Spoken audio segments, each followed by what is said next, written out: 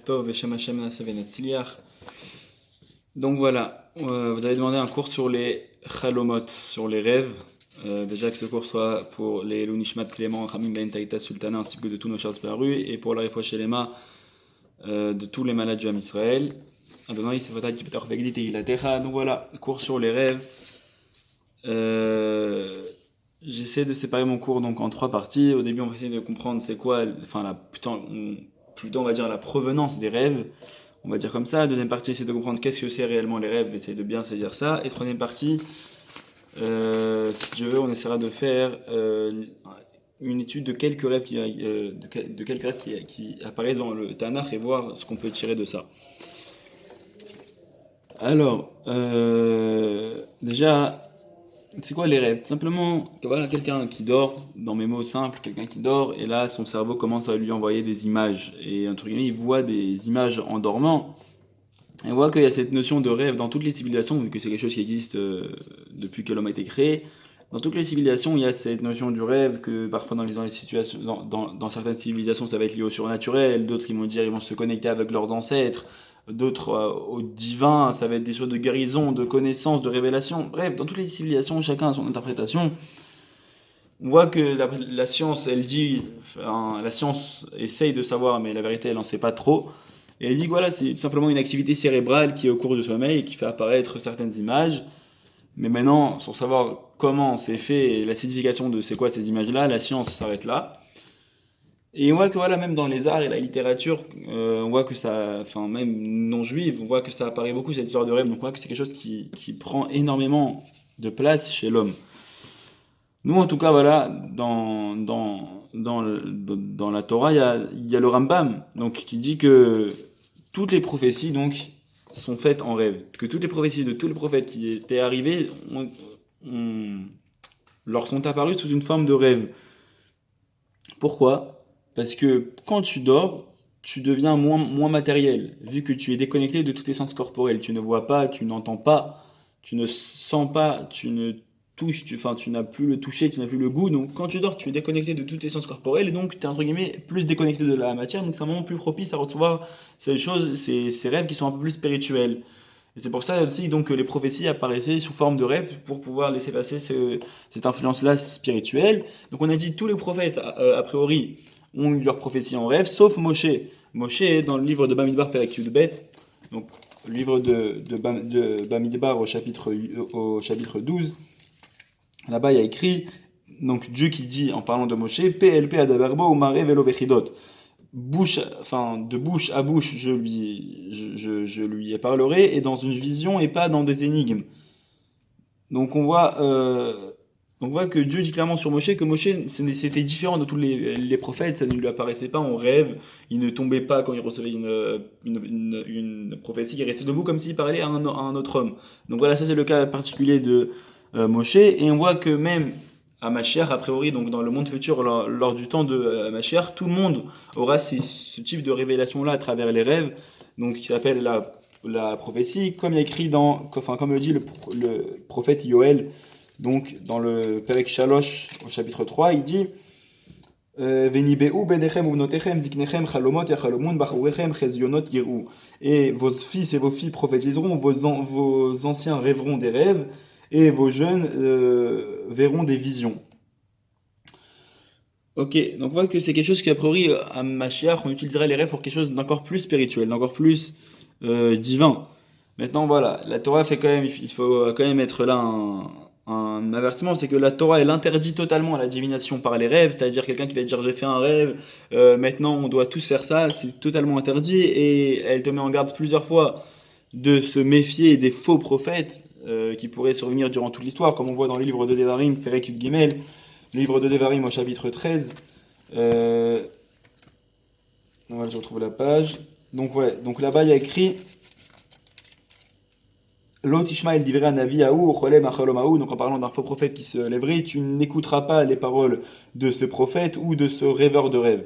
C'est-à-dire, des fois ça peut arriver, et on en a vu dans toute l'histoire, et même peut-être récemment, des gens qui se disent j'ai fait un rêve, j'ai eu une révélation, ça y est, maintenant il faut faire ça, maintenant il faut faire ça. Donc voilà, se méfier, c'est-à-dire ne pas en venir à accorder trop d'importance au rêve, à tel point que quelqu'un qui un jour va se lever et va dire j'ai eu une prophétie en rêve et tout ça, on le suive. Et voilà, même dans le livre de Jérémie, avec Raftet, donc dans le prophète Jérémie au chapitre 29, là-bas il y a écrit והיה כחלום חזון לילה המון כל הגויים הצועים על אריאל וכל צדדיו ומצודדיו המציקים לה. Et ce sera comme une rêve, une vision de nuit, les nombres des peuples qui se battront contre Ariel. Ariel, on parle de Jérusalem, c'est un des noms de Jérusalem. Et tous ceux qui combattront et qui la fortifieront et ceux qui essaieront donc de l'attaquer. והיה כאשר חלום הרעב והנה אוכל והקיץ וריקה נפשו וכאשר היה חלום הצמא והנה שותה והקיץ והנה עייף ונפשו שוקקה כן יהיה המון כל האלוהים הצועים על הר ציון. Donc là, en gros, le prophète Jérémie va te dire que les rêves, tout simplement, des fois, c'est ce dont tu as envie. Il va te dire, et donc quand il rêvera, enfin, quand celui qui a faim rêvera, il verra de la nourriture et il se réveillera et sa personne sera encore vide. Et quand celui qui aura soif, il rêvera, il se verra en train de boire et il va se réveiller et il verra qu'il est encore fatigué et que son âme n'est pas abreuvée. Comme ça sera la multitude des peuples qui essayent de combattre à la montagne de Tzion. On voit que de ça, le prophète Jérémie, dans cette prophétie, tu vois clairement qu'il te dit que le rêve, sur un plan beaucoup plus simple, c'est simplement que quelqu'un va arriver ce dont il a besoin. Celui qui a faim va arriver de nourriture, celui qui a soif va arriver de boisson. Voilà, maintenant qu'on a compris un petit peu c'était quoi la provenance du rêve à peu près, on va essayer de comprendre plus profondément c'est quoi le rêve. Vraiment, qu'est-ce que c'est le rêve? Déjà, vu qu'on va parler un petit peu de la neshama de l'âme et des différents niveaux qu'il y a dans l'âme juive, il faut savoir que la terre d'Israël, donc c'est le Rav Kook qui dit ça, que la terre d'Israël, et ça m'est venu quand j'ai préparé mon cours de dire cette phrase-là, parce que j'entends beaucoup en ce moment des choses malheureusement des juifs qui ne comprennent pas pourquoi il y a une mitzvah de venir habiter en Israël. Simplement, le Rav Kook te dit que Israël c'est l'hôpital des neshamot, c'est que les neshamot sont malades et les âmes juives sont malades tant qu'elles ne sont pas en Israël. Donc voilà, c'est juste préciser ça, vu qu'on va parler tout à l'heure des différents niveaux d'âme. Voilà, et on se pose souvent la question quand on fait un rêve, est-ce qu'on doit essayer de comprendre quelque chose, est-ce que c'est ça, des images qui viennent de façon aléatoire, ou est-ce qu'on va réellement essayer de comprendre un message? Voilà. Il faut savoir que dans l'âme, comme j'ai dit, c'est divisé en 5 parties réellement. L'âme, nous on va s'intéresser aux 3 premières parties, vu que la 4e, c'est que certains qui l'ont, et la 5e, que la 4e elle ne fait pas réellement partie de l'homme et que la 5e il n'y a que le Mashiach qui l'a. Donc on va s'intéresser aux 3 parties que tout juif a, ce qui s'appelle le nefesh, qu'on peut traduire par l'âme animale, et on dit qu'elle se situe dans le foie, donc dans l'organe du foie qui se trouve dans le corps, le ruach qui est l'esprit qui va faire le lien entre le nefesh, donc entre l'âme bestiale et le côté spirituel de l'âme, donc le ruach, ce qu'on pourrait traduire par l'esprit, va se trouver dans le cœur. Et la neshama, donc la partie spirituelle de l'âme, l'étincelle de Dieu, ce qu'on pourrait réellement appeler l'âme, qui va être le niveau le plus élevé, va se trouver dans la tête. Et c'est pour ça d'ailleurs que en général on dit quand quelqu'un est disparu, on va allumer pour lui une bougie. En hébreu on dit une ner neshama, une bougie d'âme. Mais en vrai, ner neshama c'est nun resh qui forme le mot ner, ça veut dire nefesh et ruach. Donc les 2 premiers niveaux, et le 3e niveau c'est la neshama. Donc en gros quand tu allumes une bougie, c'est pour ça que tu vas élever les 3 niveaux de l'âme du disparu. Et il faut savoir, donc on a dit que la neshama, donc la partie la plus spirituelle de l'âme, que entre guillemets seuls les juifs ont, se trouve donc dans la tête, et c'est pas seulement dans la tête, on dit qu'elle part de la tête, et c'est comme un câble entre guillemets qui relie depuis le haut de la tête jusqu'au ciel, jusqu'à Dieu. Et elle monte jusqu'en haut. On pourrait prendre par exemple un train électrique qui a une antenne donc, qui le relie aux fils électriques qui sont en haut. Nous, c'est un petit peu pareil. On a sur le haut de notre crâne cette neshama là qui est en même temps un fil et qui est en permanence relié au ciel, au monde céleste. Et donc on voit que les rêves, c'est souvent un message divin. Pourquoi? Parce que ça va venir justement de ce canal-là. Et c'est important que ça reste dans cet ordre-là. C'est-à-dire que ce soit d'abord la tête qui soit au-dessus du cœur, qui soit au-dessus du foie. Pourquoi? Parce que si tu prends les initiales donc du cerveau, c'est-à-dire qui en hébreu c'est moach, ça va être le même. L'initiale du cœur en hébreu c'est lev, ça va être le lamed. L'initiale du foie en hébreu c'est kavet, ça va être le kaf. Ça forme le mot melech, le mot roi. C'est-à-dire que si toi tu mets toujours ta tête, donc ta ta réflexion au-dessus de ton cœur, donc de tes sentiments, et qui lui-même va être au-dessus de ton kabed, de ton foie, c'est-à-dire des pulsions. Le foie, c'est le centre des pulsions. Alors tu vas être considéré comme un méler, comme un roi. Alors que si toi tu fais l'inverse, que tu mets d'abord le foie, donc tu commences d'abord par mettre un kaf, le kaf du mot kabed, foie en hébreu, et qu'ensuite tu mets le cœur, le lèvre, donc un lamed, et qu'ensuite seulement tu mets le moach, donc le cerveau, donc un mem, ça forme le mot kloum, rien. C'est-à-dire que si toi tu mets d'abord tes pulsions au-dessus de tes sentiments, qui sont eux-mêmes au-dessus de ta réflexion, alors là t'es kloum, t'es rien. Donc voilà, maintenant qu'on a compris un petit peu la place de ces trois parties de l'âme, on peut comprendre que voilà, le rêve va suivre lui aussi ce chemin-là. D'abord par l'Aneshama, donc parce que c'est ce qui relie directement notre intellect à Dieu, au monde céleste, et ensuite descendre vers le Ruach et descendre vers le Nefesh. Et on voit que, voilà, clairement, comme on a dit, en général, les rêves, c'est un message de Dieu. Comme on voit que Yosef va dire à Pharaon, donc on connaît tous l'histoire, Pharaon a fait des rêves et qu'il n'arrive pas à en trouver l'explication, et à ce moment-là, Yosef était en prison là-bas en Égypte, et donc il va entendre donc Pharaon va entendre que Yosef saurait expliquer les rêves, donc il va le faire sortir de prison. Yosef va lui dire, voilà, va lui dire, Dieu, j'ai oublié la phrase exactement comment ça apparaît dans la Torah, mais voilà, en gros, Yosef va dire à Pharaon, Dieu a un message à te faire passer. Donc là, on voit déjà qu'un rêve, ça peut être vraiment un message de Dieu, et c'est pas juste des images de façon aléatoire. Et que c'est vraiment voilà, on a parlé tout à l'heure de la différence de prophétie entre Moshe et entre les autres prophètes. Moshe, il avait ce qu'on appelle dans la Kabbalah Aspaklaria Meira, c'est-à-dire un dévoilement clair. C'était comme si lui, il voyait dans une vitre, voilà, dans une vitre transparente, normale, à travers une fenêtre. C'était comme ça qu'il voyait Dieu et qu'il voyait ce que Dieu voulait lui faire voir. Tous les autres prophètes avaient ce qu'on appelle Aspaklaria Lomeira. Donc c'est comme s'ils voyaient à travers une vitre teintée. Comme il y a dans les voitures des vitres teintées, tu vois derrière un petit peu les mouvements qui se passent, tu vois les formes, mais tu vois pas exactement ce qui se passe. C'est comme ça que les prophètes voyaient Dieu et qu'ils voyaient ce que Dieu voulait leur montrer. Et nous, alors, on en est où dans tout ça? Nous, on n'est que 1/60 de ce niveau-là de tous les autres prophètes. Donc comprendre que, ok, on a dit que les rêves c'est un message de Dieu, mais comprendre qu'on est très très loin de pouvoir saisir c'est quoi le message de Dieu et de pouvoir le voir clairement. Donc voilà, nous on n'a que 1/60 de cette vitre, de cette vitre teintée là. Et donc voilà, essayer de comprendre qu'on est très très loin de pouvoir réussir réellement à saisir le message. Et on voit que le chalom, donc le rêve en hébreu, ça se dit chalom. Si tu inverses les lettres, donc tu lis les lettres dans le sens inverse, ça va avoir le mot lechem, le mot pain. Pourquoi? Parce que de la même façon que le pain c'est la nourriture du corps, alors le chalom, le rêve, c'est la nourriture de l'âme. En quoi c'est la nourriture de l'âme? Ils ont fait une expérience scientifique, voilà, des non-juifs ont fait une expérience scientifique pour comprendre c'est quoi vraiment la nature du rêve. Donc voilà, pendant 3 jours, ils ont laissé une personne, elle avait le droit de dormir, mais dès qu'il sentait, donc ils avaient mis des capteurs sur sa tête, et dès qu'il sentait qu'il était en train de rêver, il le dérangeait dans son rêve, et du coup il pouvait dormir mais il ne pouvait pas rêver. Comme ça, pendant 3 jours. Au bout de 3 jours, ils ont vu que le cœur de cette personne-là commençait à s'affaiblir, qu'il était en train d'agoniser. On voit qu'on ne peut pas vivre sans rêver. Le rêve, c'est vraiment la nourriture de l'âme. Comme on a dit, on ne peut pas vivre sans rêver. Et parce que, voilà, l'âme, il ne faut pas oublier que l'âme, ça vient d'une source qui est spirituelle. On dit, surtout l'âme juive, on dit que c'est une partie de Dieu. Donc l'âme, ça vient de quelque chose qui est extrêmement spirituel. Et on l'envoie dans un monde totalement matériel, dans un corps totalement matériel, totalement attaché à la matière. L'âme, comme ça, elle ne peut pas s'ouvrir, elle ne peut pas survivre, donc il faut bien qu'elle se nourrisse. Et comment elle va se nourrir? Elle va tirer la part de spiritualité qu'elle a besoin, entre guillemets, tout le temps, donc qu'elle a besoin régulièrement pour se nourrir, elle va la tirer quotidiennement du rêve. De ce petit dévoilement qui est spirituel c'est de là que l'âme va se nourrir. Et c'est pour ça que si tu n'as pas le rêve, ça peut être grave, puisque le rêve c'est la nourriture de l'âme.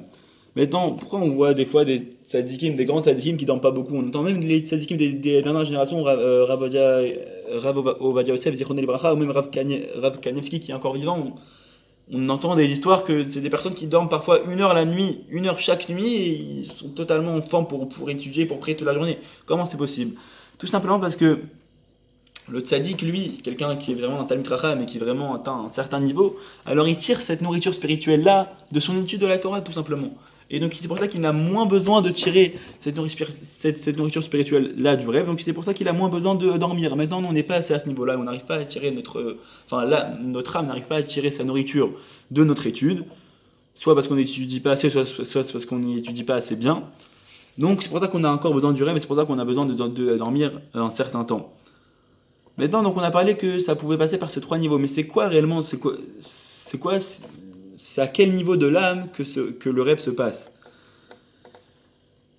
Certains pourraient dire, donc les scientifiques, que le rêve, donc on a dit, c'est une activité cérébrale, ça se passe dans le cerveau. Mais si vous avez déjà vu un cerveau, vous avez déjà fait des dissections à l'école, ou même un cerveau animal, vous voyez que le cerveau, c'est des membranes, c'est de la graisse, c'est de la matière. Comment quelque chose comme ça peut créer des images? Donc c'est impossible que ce soit le cerveau qui est de la matière comme ça. À la limite, le cerveau peut envoyer des signaux électriques, ça je suis d'accord, mais créer des images comme ça, c'est impossible. Donc ceux qui disent que c'est le cerveau qui crée les rêves, c'est bête. Non, c'est juste que le cerveau est l'outil, entre guillemets, pour exprimer, pour recevoir les rêves, on va dire. C'est comme un interrupteur et la lumière. Quelqu'un qui va appuyer sur un interrupteur, ça va faire de la lumière. Est-ce qu'il va dire que la lumière vient de l'interrupteur? Non. Parce que par exemple, quelqu'un, voilà, il va aller dans un magasin acheter juste un interrupteur, sans lumière, sans ampoule, sans rien, juste un interrupteur, et il va appuyer dessus. Est-ce que ça va faire de la lumière? Non. Parce que l'interrupteur n'est lié à rien. Donc tu peux pas dire que l'interrupteur c'est la lumière. L'interrupteur, c'est ce qui permet de faire passer la lumière, de faire passer l'électricité depuis la centrale électrique, depuis les câbles électriques jusqu'à l'ampoule. Donc l'interrupteur, c'est juste ce qui va laisser passer entre guillemets la lumière. Donc c'est exactement pareil pour le cerveau. Le cerveau, c'est pas de là proprement parler que vient le rêve. On a dit le rêve, ça vient de beaucoup plus haut, de ce câble-là qui est entre nous et le ciel. Et le cerveau, c'est juste le réceptacle qui va permettre, entre guillemets, de laisser passer le rêve. D'ailleurs, quelqu'un qui a des petits problèmes mentaux, en hébreu, on l'appelle un cholé nefesh, un malade de l'âme, on pourrait dire. Donc voilà, c'est pas pour rien. Maintenant, il faut savoir qu'on pourrait se dire, alors, quand est-ce que les rêves sont vrais, quand est-ce que les rêves sont faux? Dans la Gemara, il y a écrit que les rêves qui sont faits avant Khatsot, c'est-à-dire avant minuit, on parle pas de minuit précisément sur la montre, on parle du minuit juif, entre guillemets, que dans chaque pays c'est différent et que ça bouge selon l'été et l'hiver. En ce moment, je sais qu'en Israël, il est à peu près vers minuit 30, minuit 45, plus minuit 45. Donc ceux qui sont faits avant Khatsot Laïla, donc avant le milieu de la nuit, tu peux être sûr à 100% que c'est des rêves faux, que c'est des images qui sont venues de ton subconscient, de ce que tu as vu dans la journée ou autre, que c'est pas des messages divins. Si les rêves qui sont faits après Khatsot, donc après ce minuit-là, c'est 50-50. Il y a 50% de chances que ce soit des rêves vraiment des messages divins qui ont un sens, 50% que ce soit des rêves qui n'ont aucun sens, que ce soit juste des images qui se sont assemblées de façon aléatoire. Et les rêves, donc tout ça c'est tiré de la Gemara, ce que je vous dis, les rêves qu'ils ont fait le matin, donc après l'aube, alors là, il y a 100% de chances que ce soit des rêves vrais. Ça c'est la Gemara qui le dit. Maintenant, autre chose pour faire qu'un rêve on puisse commencer à le considérer comme peut-être que c'est un rêve vrai, qu'il y a réellement un message derrière, c'est si tu rêves de ce rêve 3 fois de suite. Tu fais le même rêve 3 fois de suite, alors là, ça fait ce qu'on appelle une chazaka, une force, entre guillemets, qui fait que ce rêve est vrai. Vu que tu l'as rêvé 3 fois de suite, c'est qu'il y a un vrai rêve, que c'est pas juste des images qui se sont assemblées de façon aléatoire, que c'est un vrai rêve et qu'il y a vraiment un message de Dieu à se dire derrière. Ou alors, si une autre personne va rêver de quelque chose sur toi, alors là, oui, ça peut être un réel message, et pas juste quelque chose d'aléatoire. Mais voilà, la majorité des rêves, il ne faut pas oublier que la majorité des rêves, c'est tout simplement selon ce que tu as vu, entendu dans la journée. Si dans la journée, tu as vu, je sais pas, tu as vu même une photo d'une girafe, ou alors à la télé, tu as vu une image de girafe, bah oui, tu vas rêver il y a de grandes chances que tu rêves d'une girafe la nuit. C'est pas parce que tu as rêvé d'une girafe que tu vas devoir te demander pourquoi j'ai rêvé d'une girafe. Non, la grande majorité de ce que tu vas voir dans tes rêves, c'est uniquement ce que tu as vu ou entendu dans la journée. Après, il y a certains cas qui sont cités dans la Gemara où, a priori, quand tu rêves de ces choses-là, il faudrait tout de suite aller voir un rave. Quand tu rêves que tes dents tombent, quand tu rêves que les murs de ta maison s'écroulent, quand tu rêves d'un Sefer Torah en train de brûler, quand tu rêves que dans ton rêve tu te vois au moment de la Neila, au moment de la cinquième et dernière prière, à la fin de Yom Kippour, en train de prier. A priori, pour ces rêves-là, il faudrait tout de suite aller voir un rave, donc c'est la Gemara qui te dit ça, mais même dans ces rêves-là, pose-toi la question avant. Est-ce que t'as vu tes dents tomber, ok, mais est-ce que dans la journée, est-ce que t'avais pensé à prendre un rendez-vous chez le dentiste, ou est-ce que t'avais senti à un moment quand tu croquais dans un truc que ta dent bouge un petit peu. Parce que des fois, ça peut être juste des choses que tu as vues dans la journée que tu reproduis en rêve. Donc même ces cas-là où la Gemara te dit, c'est des cas qui sont des messages graves, il faut aller voir tout de suite un rave. Même dans ces cas-là, se poser la question avant, est-ce que c'est pas juste des choses que j'ai vues dans la journée, des messages que j'ai vus dans la journée et que mon cerveau m'a retransmis pendant mon sommeil. Donc on a dit les trois niveaux de l'âme. Si ton âme, si ton rêve va provenir du nefesh, donc de l'âme, de la partie bestiale de l'âme, entre guillemets, euh, ça va être des rêves uniquement dans le monde de la matière, il n'y aura aucun message divin, c'est vraiment juste les choses que ton cerveau te ramène, des choses que tu as vues dans la journée. Et il y a le Zohar, donc la Kabbalah, qui te donne quelques conseils pour éviter de faire ces rêves-là, qui en général sont les rêves les plus bizarres, les plus stressants. Par exemple, il te dit de ne pas manger lourd le soir, ou de ne pas manger de laitage le soir, parce que c'est des choses qui sont lourdes et qui vont te faire vraiment rentrer dans une sensation de matière, vraiment, et qui vont donc t'entraîner ces rêves-là qui proviennent du nefesh, de l'âme animale, de la partie animale de l'âme, et qui vont te causer ces rêves-là. Pourquoi? Parce que voilà, quand tu manges, il y a de la vapeur, il y a de la chaleur, donc de l'énergie qui s'échappe à la nourriture, et cette vapeur-là, cette énergie-là, donc remonte au cerveau, et donc les forces du mal, donc c'est le Zohar qui dit ça, les forces du mal peuvent s'y installer et donc t'entraîner donc toutes ces visions, soit qui peuvent t'effrayer ou des visions totalement incohérentes. Donc voilà, ça c'est pour les rêves qui viennent du nefesh, de l'âme animale. Et il faut savoir aussi qu'un rêve, il est significatif que s'il est rationnel. C'est-à-dire que des fois on rêve de choses. J'ai rêvé que j'avais des ailes d'aigle et que je volais au-dessus d'un éléphant rose et qu'il y avait ma mère qui dansait la salsa avec Chris Marquez. Des fois on rêve de choses comme ça. Il faut savoir qu'un rêve il est significatif que s'il est rationnel. Si tu rêves de choses totalement irrationnelles, alors ton rêve n'est pas significatif. C'est juste ton cerveau qui assemble de façon aléatoire des images ou des choses que tu as entendues pendant la journée. Et donc ouais, que c'est vraiment selon ce que tu as pensé dans la journée aussi. Pas que la vie enfin, pas que ce que tu as vu ou ce que tu as entendu, mais aussi ce que tu as pensé dans la journée. Par exemple, si dans la journée tu as pensé à ton banquier que tu avais peur qu'il te refusait le chèque que tu avais fait et que dans ton rêve, et que d'un coup tu rêves que ton banquier t'a vraiment appelé et a dit votre chèque il n'est pas passé, c'est pas parce que c'est un message, ah ça veut dire que mon chèque il n'est pas passé, c'est un truc, c'est une prophétie, non, c'est juste que tu avais pensé à ton banquier, que ça fait 2 jours que tu n'arrêtes pas de penser à ton banquier, même si tu l'as pas vu, même si tu l'as pas appelé ton banquier, tu avais ça dans la tête, donc tu as pensé, la pensée aussi. C'est pour ça que lorsque Yosef Yosef Assadik va raconter son rêve à ses frères, ses rêves à ses frères. C'est pour ça que les frères vont s'énerver contre Yosef. Parce que c'est quoi les rêves de Yosef? Il va, dans ces deux rêves, en gros, l'histoire de ses rêves, c'est que lui, il va être au-dessus de ses frères et au-dessus même de son père et de sa mère. Et donc, les frères, quand ils vont entendre ça, les frères, ils savaient que le rêve, ça vient de ce que tu as pensé. Donc, ils se sont dit, le gars, c'est un gars que toute la journée, il pense à être au-dessus des autres. C'est juste un orgueilleux. C'est pour ça que les frères se sont énervés et n'ont pas cru au rêve de Yosef au début. Donc on a dit les différentes choses qui peuvent entraîner les rêves, et que ce soit pas un message divin. Donc on a dit la nourriture, le fait que tu as beaucoup mangé ou que tu as mangé des laitages, on va dire, juste avant d'aller dormir, ça peut t'entraîner des rêves un petit peu bizarres. La pensée, donc tout ce que tu as vu, pensé, entendu pendant toute la journée. Mais il y a aussi l'atmosphère dans laquelle tu vis. Il faut savoir que chaque fois que tu fais une mauvaise action, tu crées des démons, tu crées des mauvais anges. Donc il y a deux types de démons, il y a ce qu'on appelle les mazikin et les matrikin. Les mazikin, c'est vraiment, il ne faut pas les croiser, c'est ceux qui vraiment, quand ils te croisent, ils te font des dommages. Ça peut être te coincer le pied dans le coin de ton lit, ou autre chose, ou des choses beaucoup plus graves. Et tu as les matrikin, ceux-là, ils te font pas de dommages, mais ils se moquent de toi, entre guillemets, ils se jouent de toi. Et ces matrikin-là aussi, on te dit que lors de ton sommeil, ils vont venir, donc ces démons-là, ils vont te chuchoter des choses à l'oreille, et que ces choses-là, donc en te chuchotant des choses à l'oreille, ils vont te faire voir des images de folie, entre guillemets, et c'est ça que ça peut être aussi une base, entre guillemets, une provenance des rêves, donc qui serait autre qu'une provenance divine. Donc on a dit la nourriture, la pensée, l'atmosphère que tu vas créer avec tes fautes. Mais voilà, il faut savoir que des fois c'est pas immédiat. Des fois un gars il rêve, je sais pas, il rêve. Euh, je reprends l'exemple, je sais pas, il rêve qu'il a, voilà, l'exemple du banquier, il rêve que voilà son banquier l'a appelé. Il se dit bah moi toute la journée j'ai pas du tout pensé à mon banquier, mais c'est pas, des fois c'est pas immédiat. Des fois c'est des images que tu as vues, par exemple tu as vu ton banquier Et cette image, elle te reste, et elle peut ressortir en rêve un mois, genre même un mois ou deux après. C'est pas immédiat, t'as vu un truc dans la journée, donc tu vas le voir le soir. Non, c'est tout simplement ton cerveau qui chaque jour il emmagasine des images. Et des fois dans tes rêves, donc par toutes ces choses-là, donc la nourriture, la pensée, tout ça, donc il va te renvoyer ça dans ton sommeil, que c'est aucun lien avec un message divin. Euh,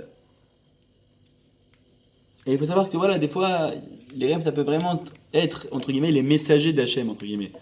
Vraiment, Dieu, oui, voilà, jusqu'à maintenant, on a dit que ça peut venir de choses totalement futiles, entre guillemets, et que ça n'a aucun sens, mais des fois, oui, ça peut vraiment être un message de Dieu, les rêves. Et des fois, il y en a qui rêvent de tzadikim, il y en a qui disent, ouais, qui se réveillent, qui font, ouais, j'ai rêvé de Baba Saleh. Voilà, je sais pas, ça peut être un exemple. Des fois, ça peut être vrai que des fois Dieu envoie des tzadikim pour envoyer des messages à certaines personnes. Maintenant, la majorité du temps, c'est pas vraiment eux, parce que des démons peuvent très bien se déguiser sous l'apparence de ces grands tzadikim là. Donc faire attention même à ça, ou des rêves qui nous paraissent, voilà, j'ai vu un grand tzadik, c'est sûr, c'est une révélation, c'est une prophétie. Non, faire attention à ça.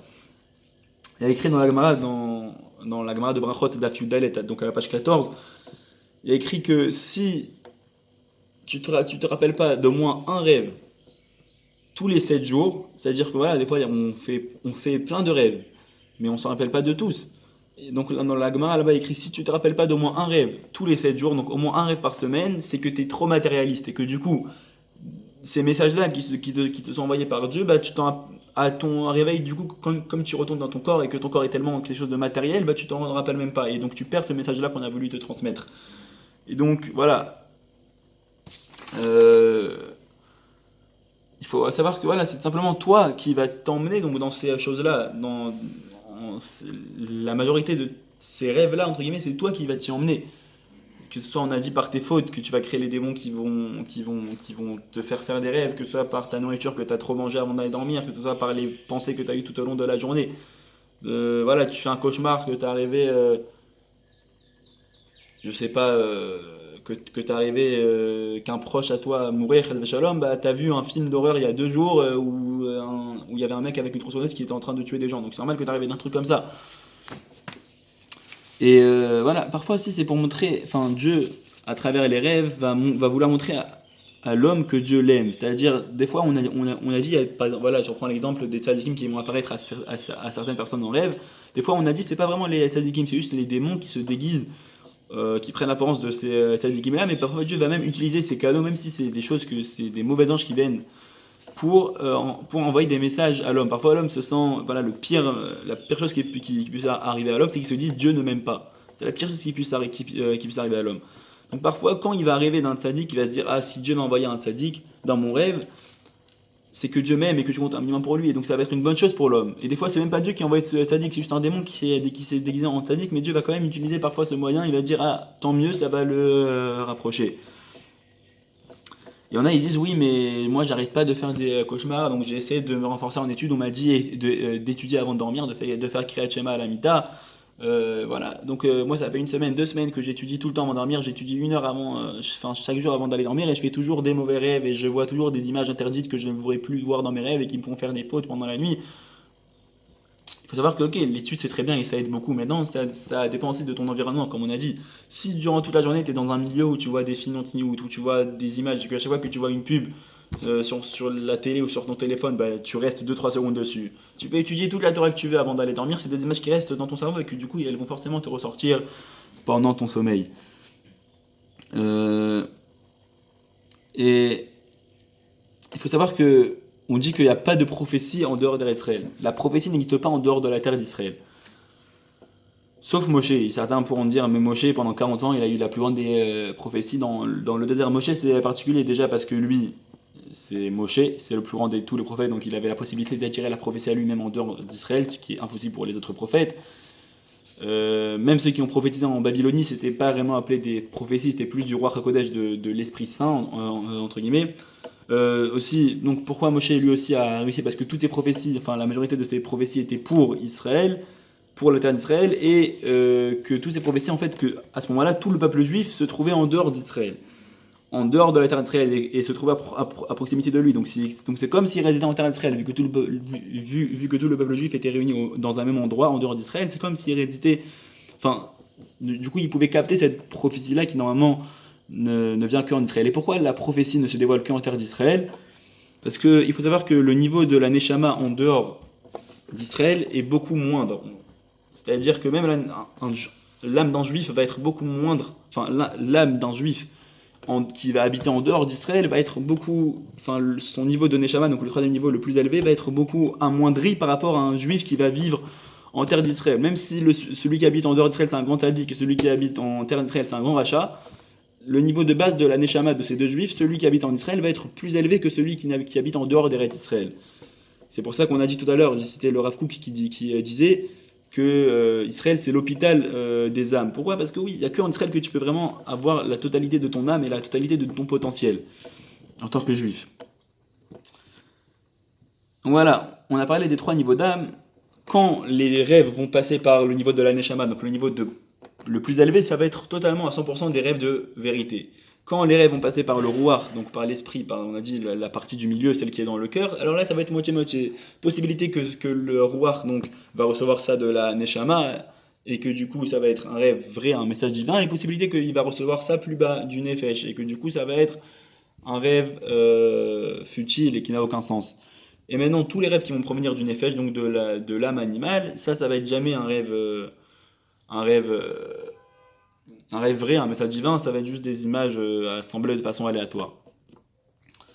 Et voilà, tout simplement, comme on a dit, tu vois ta journée, genre, dans tes rêves, la majorité du temps, tu vois ta journée, tu vois des choses que tu as fait dans la journée, qui pour toi, dans la journée, c'était des petits détails, des petites visions que tu n'as même pas fait attention, que tu t'es même pas arrêté dessus, mais ton cerveau le réarrange dans ta tête lorsque tu dors. Et c'est pas pour rien que comment on dit le mot peau, enfin la peau en hébreu, on dit le mot or, ça s'appelle or, aïn vavresh. Comment on dit le mot aveugle en hébreu? Hiver, c'est les mêmes lettres, aïn vavresh. Pourquoi? Parce que à partir du moment où tu vas avoir ces révélations-là de rêve au moment où tu dors, quand ton âme va retourner dans ton corps et que tu vas te réveiller, elle va retourner dans ta peau, la peau va te rendre aveugle et va te faire soit oublier les révélations que tu as vues, soit les assombrir, entre guillemets, ces révélations que tu as pu avoir pendant ton sommeil. C'est pour ça que des fois tu te réveilles et tu as pu avoir un superbe message divin pendant ton réveil, mais tu t'en rappelles pas totalement, ou voire pas du tout. Et c'est pour ça que des fois, il y en a qui disent la sensation de déjà vu. Ils marchent dans la rue et j'ai déjà vu cette scène.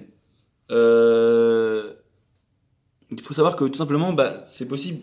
En général, les déjà vu, c'est quoi? C'est que tu as eu un rêve prophétique pendant ton sommeil, que vraiment on t'a annoncé ce que ta journée allait être, mais qu'à partir du moment où tu es rentré dans ta peau, où tu es rentré dans ton corps matériel, tu l'as oublié parce que ton corps n'était pas assez élevé pour que tu puisses retenir ce message-là qu'on t'a envoyé. Et c'est pour ça que quand tu vas vivre vraiment la situation que tu avais vue en rêve, ça va te faire quelque chose ici. Tiens, j'ai une sensation de déjà vu. C'est parce qu'on t'avait déjà annoncé ta journée dans ton rêve, mais que comme ton corps est trop matériel, au moment où tu te réveilles, tu t'en rappelles plus. Il y a une histoire que le Rav Toutou ramène qui s'est réellement passée dans les années 80. Il ramène comme ça que une jeune fille a rêvé, entre guillemets, que enfin, a rêvé de sa mère qui lui disait, donc c'est une histoire vraie que le Rav Toutou ramène, donc a rêvé de sa mère qui lui disait dans le rêve, rejoins-moi à 17h30 à la Tachana Merkazit de Tel Aviv. Ok. Elle fait ce rêve un soir, elle est un petit peu troublée, elle continue sa journée. Deuxième soir, donc la nuit d'après, elle refait exactement le même rêve. La mère lui dit tu dois me retrouver à 17h30 à la Tachana Merkazit de Tel Aviv. Troisième soir, donc là déjà elle est un petit peu perturbée, elle ne sait pas quoi faire. Troisième soir, troisième nuit de suite, sa mère lui dit tu vas me retrouver à 17h30 à la Tachana Merkazit de Tel Aviv. Là, elle se réveille, ça fait 3 soirs de suite qu'elle fait ce rêve, elle va voir, elle en parle à une amie, parce qu'elle est troublée, qu'est-ce que tu penses, ça fait 3 fois de suite. L'amie lui dit, écoute, t'as rien à perdre. Peut-être que ta mère a vraiment envie de te voir, va à 17h30 à la Tachana Merkazit de Tel Aviv. Mais la fille lui dit, mais oui, mais si c'était juste ça, j'y serais déjà allé, mais le problème c'est que ma mère est décédée. Bon, au final, la fille va vraiment y aller, même si sa mère est décédée, elle va dire, bon, qu'est-ce que je perds, ça fait 3 fois que je fais ce rêve, peut-être que si j'y vais, le rêve va s'en aller. Et donc elle se rend donc à la Tachana Merkazit de Tel Aviv. Elle arrive comme ça vers 17h20, elle arrive à l'endroit qu'elle voyait dans son rêve, sous l'horloge, devant la Tachana, et elle regarde l'heure, et là 17h29, et elle commence à stresser, qu'est-ce qui va se passer? 17h30, elle se penche, donc elle fait un pas en avant sur le trottoir, et elle se penche pour voir l'heure et voir qu'il est vraiment 17h30, et là, elle se fait écraser par un bus. Un bus passe et l'écrase. Donc au final, elle a vraiment retrouvé sa mère à 17h30. Sa mère était décédée. Elle lui a dit en rêve, tu vas venir me rejoindre à 17h30 à la Tachana Markazi de Tel Aviv. Elle a vraiment rejoint sa mère à 17h30 à la Tachana Markazi de Tel Aviv. Voilà, des fois on pense essayer de comprendre un message, mais parfois c'est pas le message qu'on aurait dû comprendre.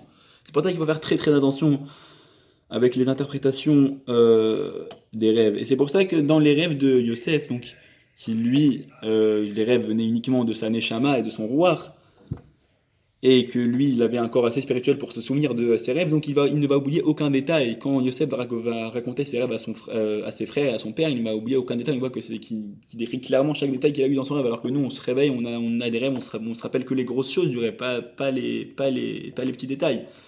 Non, voilà, Yosef, le corps de Yosef en tout cas était assez élevé pour ne pas oublier ces révélations-là lors de son réveil. Maintenant, on voit que qu'est-ce que ça a entraîné le fait que Yosef raconte ses rêves à ses frères? Ça va entraîner le fait que les frères vont haïr Yosef, qu'ils vont le jeter dans un puits, qu'ensuite Yosef va être va être en esclavage en Égypte, que Yosef va devenir roi, vice-roi d'Égypte, que Jacob va apprendre qu'il est encore vivant, ils vont aller en Égypte, et que là le peuple, le peuple va rester en Égypte, et il y aura l'exil d'Égypte, 210 ans, 120 ans de souffrance, 80 ans d'esclavage, des souffrances terribles. D'où c'est parti cet exil-là d'Égypte, si on regarde vraiment l'histoire? Ça part du fait que Yosef a raconté ses rêves à ses frères. Et de là, les Khamim tirent que il ne faut pas raconter ses rêves à des personnes qui te haïssent, à des personnes qui ne t'aiment pas. Les frères de Yosef avaient une petite dent contre Yosef, on va pas entrer dans ce sujet-là parce que c'est quelque chose de beaucoup plus élevé qu'on pense, c'est pas juste une jalousie ou une haine comme nous on l'entend. Et que du coup, de là les Khamim disent que c'est pour ça qu'il ne faut pas raconter ton rêve à des gens qui ne t'aiment pas.